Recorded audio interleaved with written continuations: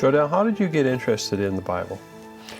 I grew up in a very religious home, and as I came into adulthood, I began to read more, expand my education, and the more I learned, the more I began to question.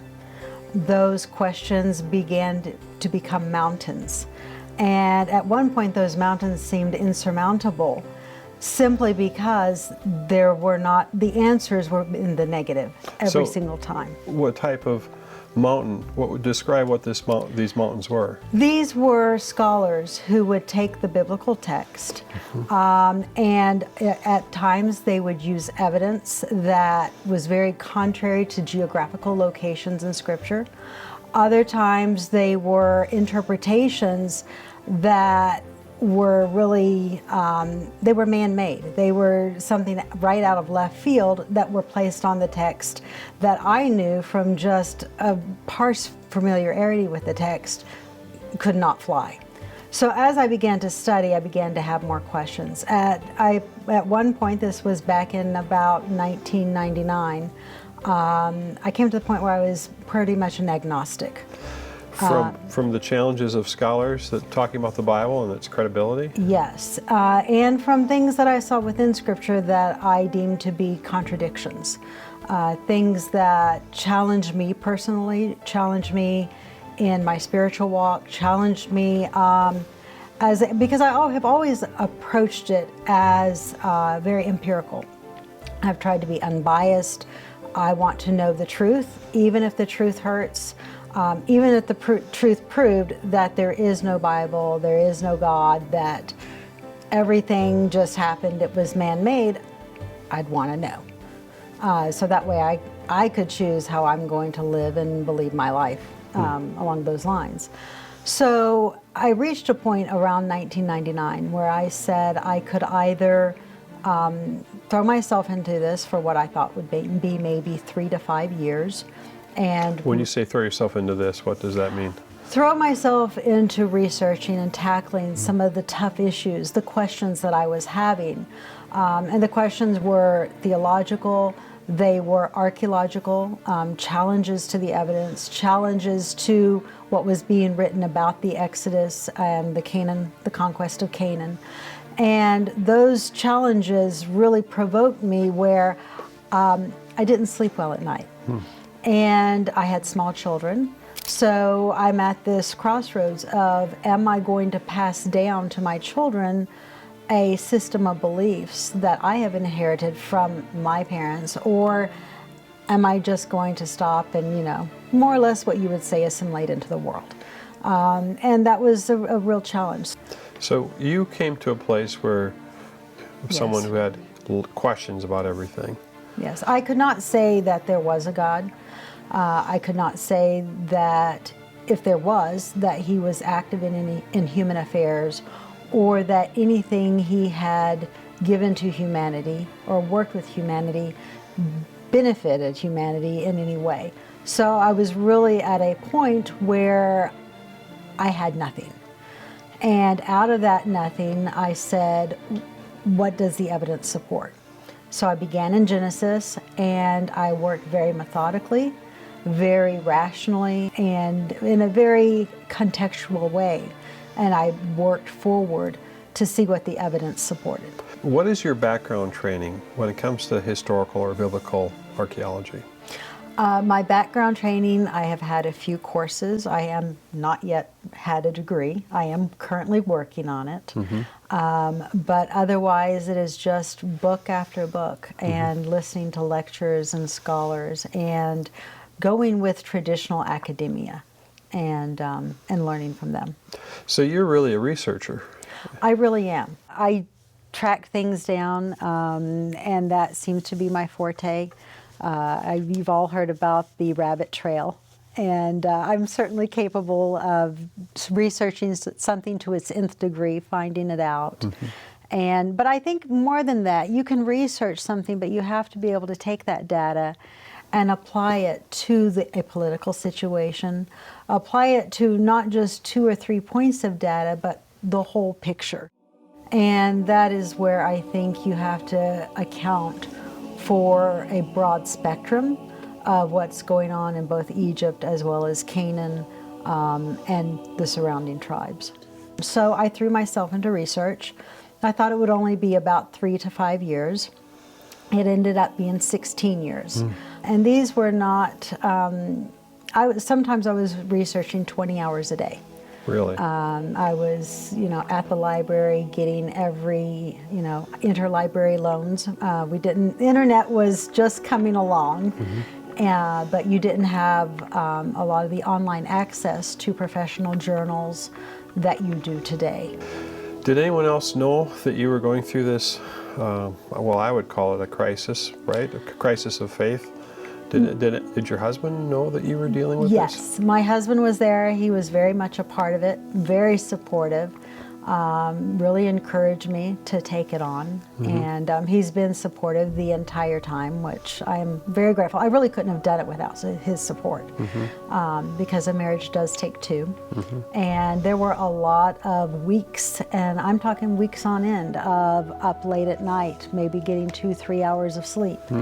Where, we all have to pitch in and work together to run a household. What was the turning point then that helped? Because now you've written a book. Yes. And this book must have been, was it the compilation of what you had learned?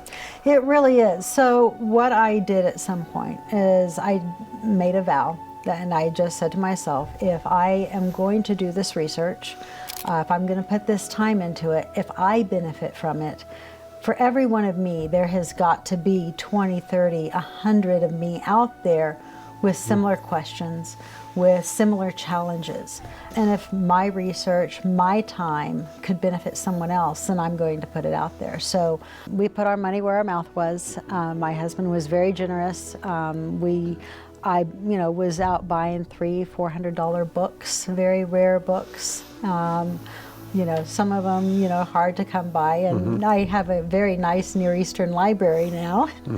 But, he supported me through all that. So that was, again, a tremendous blessing. So when I started down the path, it was really based on archaeology, based on historicity, ancient authors. And the Exodus really stood out to me, because as I researched and I dug further and further, the idea of a 13th century or 12th century Exodus presented formidable challenges. And it was not supported in any way, but what I saw with scholars was that they wanted to go with the status quo. A tradition had been established, by Albright, by others, researched, and no one was going to pull the trigger. So when you say pull the trigger, in other words, people, what I've learned from this is that this Ramesses Exodus time period of about 1250 BC is the time when the entire world has said this is when the Exodus happened, and you found that to be the case too. Yes, what was interesting is that I think our projects that you were working on and myself independently were coming to the same conclusions with an Exodus dating. When I worked extensively with a judge's chronology as well as with a monarchy chronology, I found an Exodus date supporting right around 1548.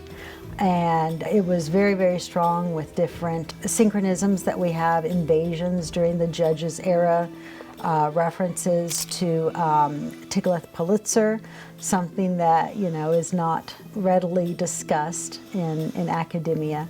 And what I see with the modern trend in academia, and this occurs within religious scholarship as well, those scholars that are kind to the biblical text and try to be unbiased, is that no matter who you are, people tend to cherry pick the evidence that supports their theory.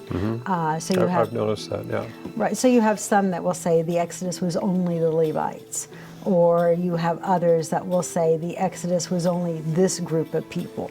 And in each way, each scholar is trying to rewrite and trying to change the text to fit whatever particular theory they are working on or book they are publishing at that particular point in time.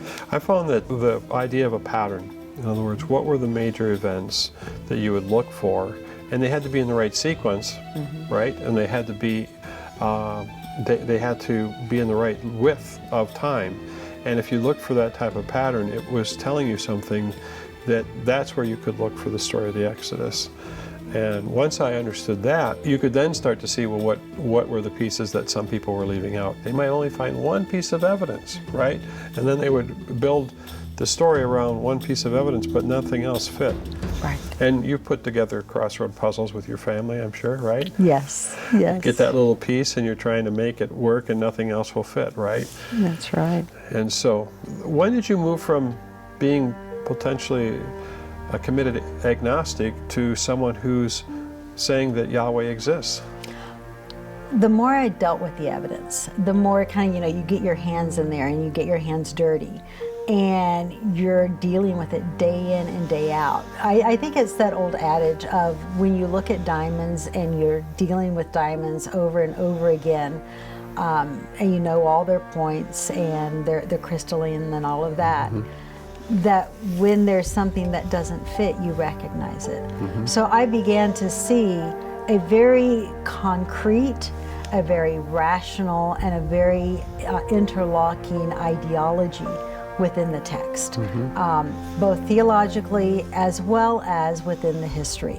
You look at the date of the Exodus, if you associate it with the Hyksos, that history, both what we have written as well as archaeologically, perfectly fits. But then what is not spoken is the conquest of Canaan. And that is even, to me, speaks even stronger. It speaks volumes when you have city after city that is destroyed for no reason. Nothing can explain it. So the research, again, took 16 years, and it was very, very tedious. When I committed to this, I said that if there were to be formidable challenges, the only way that it could stand up is if I predominantly relied on the research of atheist scholarship. Because if someone could argue that I was biased if I just went with those who traditionally have some sort of leniency or accept the credibility of the Hebrew text. So I tried to rely on atheists and use their research, their findings, which most people would argue is unbiased as far as leaning towards the biblical text. And if from that data I could find that it supported historicity of the biblical accounts, historicity of the sojournings and the different things that we have, then that is pretty strong evidence for the credibility and the validity of the biblical text. And that's where I ended up. So if I start back, you grew up in a family that believed in the Bible, and then you saw or heard contradictions, and you went on a 16-year journey in research. Yes. And so at the end of the day, what would you tell people that journey led you to? At the end of the day, that journey led to a much stronger conviction in the validity of the Hebrew text, a much stronger conviction that the evidence is very solid. Kings of Israel and Judah are mentioned 5 different times by Assyrian kings. You have invasions into Israel that are mentioned in Egyptian inscriptions. So when you bring that together, Israel is very well attested. So these other nations their history starts to mesh with the biblical history. It does, because there is contact with the kings of Israel and Judah.